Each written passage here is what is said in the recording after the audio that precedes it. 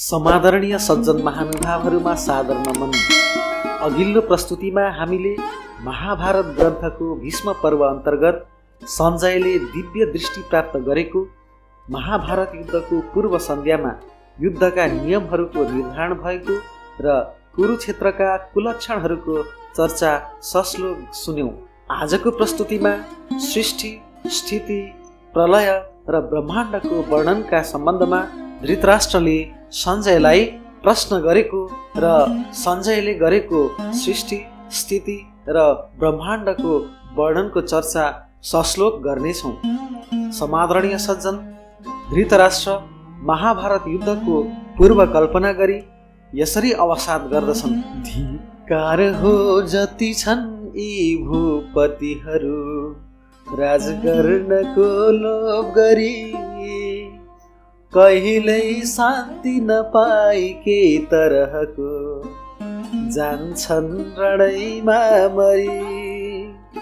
ठान्छु सुख बहुतै दिने यी पृथ्वी, जसका निमित्तै महा मर्छन् यस ऋतले लडेर अहिले राजाहरू सब यहाँ। यसरी महाभारत युद्धको अकल्पनीय र अवश्यम्भावी विनाशप्रति अवसाद गरिसकेपछि धृतराष्ट्रले सञ्जयलाई प्रश्न गर्छन्। कत्री भूमि छन् यी भूमि तलमा, छन् वस्तु मुख्य कति, विस्तार पूर्वकले यहाँ भन तिमी, खोली सबै बात ती। उत्तम छन् कति देश ती देशहरूमा, को बस्दछन् भोग गरी, यो सब बात पनि बयान गर यहाँ, एक एक गरी यो घरी। दृश्य लोक अदृश्य लोक कति छन्, सब सृष्टि यो गर्छ कुन, विस्तार पूर्वक त्यो बयान गर सबै, जो जो कुरा मुख्य हुन्। यसरी धृतराष्ट्रले यो धरती कत्री छन्, यो धरतीमा कस्ता कस्ता देशहरू वा भूखण्डहरू छन्, तिनमा कसले भोग गरिरहेका छन्, दृश्य अदृश्य लोकहरू कति छन्, यो ब्रह्माण्डको सृष्टि कसले गर्छ भनी प्रश्न गरेपछि सञ्जय भन्नुहुन्छ, आकाश भूमि र वायु अग्नि जल यी पञ्चै महाभूतको, शब्दै गन्ध र स्पर्श रूप रसहरू क्रमले छ पाँच सार जो। त्यो पाँच सार मिलेर भूमि तलमा जम्मा हुनाले गरी, हुन्छन् देह चराचरै सकलको आकार नाना परी। अन्डा फेरि साल नाल पसिना उत्पत्तिको चिज भई, जसको बन्दछ देह ती सकल हुन्, हिँड्ने चरै नाम रही। पैदा बीजहरूबाट वृक्षहरू सब, जसको हुने हुन् यहाँ, भन्छन् तिनकन सब अचर स्थिर भई, एक ठाउँ टिक्ता महा। पञ्चै भूतहरूबाट भएपछि विलिन, त्यो पञ्चभूतमै हुने, देहै रूप समग्र यी प्रकृतिका, जो हुन् यहाँ देखिने। सत्तालिकन ब्रह्मको प्रकृतिले ती देह रूपको यहाँ, गर्छिन् सिर्जन नाश बराबर भनी, जान्नु होस् मनमा। सृष्टिको यस वर्णनमा सज्जन, आकाश, भूमि, वायु, अग्नि र जल यी पञ्च महाभूतहरूको संयोगबाट चर अर्थात् प्राणीहरूको नाना प्रकारका देहहरू बन्दछ। हिँड्ने जीवहरूको उत्पत्ति अण्ड मार्फत साल, नाल र पसिनाको संयोग भई हुन्छ। वृक्षहरूको सृष्टि बीजहरूबाट हुन्छ जो एक स्थानमा स्थिर भई टिकेर रहेका हुन्छन्। यी समग्र प्राणीहरूपछि पञ्चमहाभूतमै विलय हुन्छन् र सृष्टिको चक्र चलिरहन्छ भनी सञ्जयले धृतराष्ट्रलाई सुनाउनुहुन्छ। सृष्टि कसले गर्छ त? यस प्रसङ्गमा सज्जन सञ्जय भन्नुहुन्छ, सृष्टि परम ब्रह्मको सत्तालाई आत्मसात गरेर प्रकृतिले गर्दछिन्। अब परब्रह्म को हो त र यो सृष्टि कसरी हुन्छ अर्थात् कसरी भयो भन्ने सन्दर्भमा सञ्जय भन्नुहुन्छ, सबका बाहिर भित्र व्यापक भई दोषले रहितको छ जुन, कर्मै फल सबको दिलाउँछ जौन, सोही परब्रह्म हुन्। जसको ज्ञान र शक्ति अति छ भनी जान्दैन कोही पनि, मान्नै पर्छ ती ब्रह्म नै भइदिने आत्मा सबैका भनी। आत्मै ज्ञान गरी ब्रह्ममै स्थिर हुने आनन्द प्राप्तै भई, त्यस बाहेक सुखमा भुली प्रकृतिमा फस्ने समेत भई गई। बीचमा यी दुईका अनादि अविनाश जीव हेरु फेर जौन छन्, ती सब जीवहरू नै फसे प्रकृतिमा सब लोक खडा गर्दछन्। ब्रह्मै ज्ञान छ जहीँ तहीँ तर पनि त्यो ज्ञान छोडिदी, जीवले भिन्न प्रकारको प्रकृतिकै ज्ञानलाई पक्रिली। जसको बन्नु र नष्ट छैन कहिले आकाश सोही यहाँ, पहिले देखि भएर ती सकलले ग्रस्तै गरे त्यसमा। आकाशको गुण शब्द भो जब प्रकट ती जीवहरूले रही, त्यो शब्दै भई वायुको प्रकट भो, त्यो वायु आकाश भए। फेरि अग्नि भएर जल भई भयो, उत्पन्न माटो पनि। जान्नुहोस् यसरी प्रकट हुन गए पञ्चै महाभूत भनी। देहै रूपहरूको जगत यसरी भई फेरि ती सब जीवहरू देहै रूपहरूमा पसितिकन भो विद्या अविद्या अरू। फेरि ती सत्व रजै तमो गुण लिने कर्मानुसारले भए। यो सब सृष्टि प्रपञ्चमा रही स्वयं जीवहरू फस्नै गए। उत्पन्नै भई पञ्चभूत जसरी सब सृष्टि पहिले भयो। जो जस देखि भए बिलायु समय लिनुहुन्छ सिर्जन छ जो। ब्रह्मार्पण गरी कर्म फलहरू सबै शुद्धै भई जीव पनि। जानी बक्सनुहोस् ती ब्रह्म पदमै पुग्छन् अवश्यै भनी। सिर्जनास कहेर सब जगतको यस्ता प्रकारले गरी।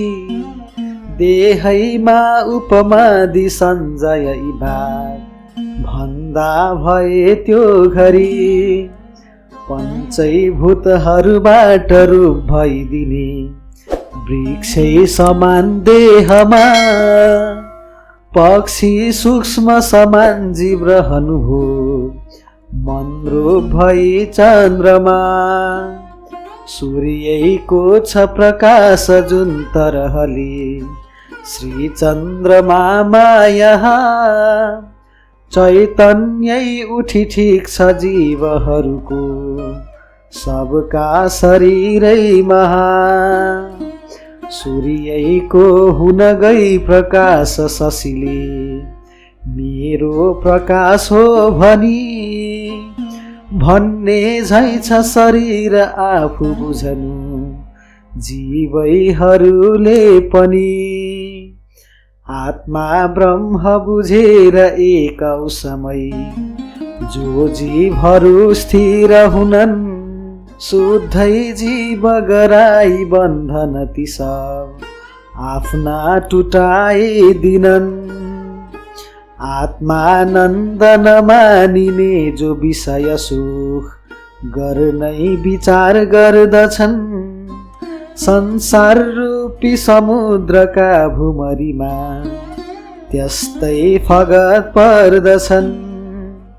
त्यस्तारितसित ज्ञानका सब कुरा पहिले सुनाइदिए फेरि देश र द्वीपहरू अघि यहाँ जस्तो भएका थिए ती सबको पनि गर्छु वर्णन भनी श्री सञ्जयले तहा भन्नै श्री धृतराष्ट्रलाई यसरी लागे उसै बीचमा तारा हेरु र चन्द्र सूर्य ग्रहले शोभित भएका अति देख्छौँ हामीहरू जगत अलिकति हो दृष्टि आफ्नो जति भन्छन् कोही जन ब्रह्मको असलमा यो हो विराट रूप भनी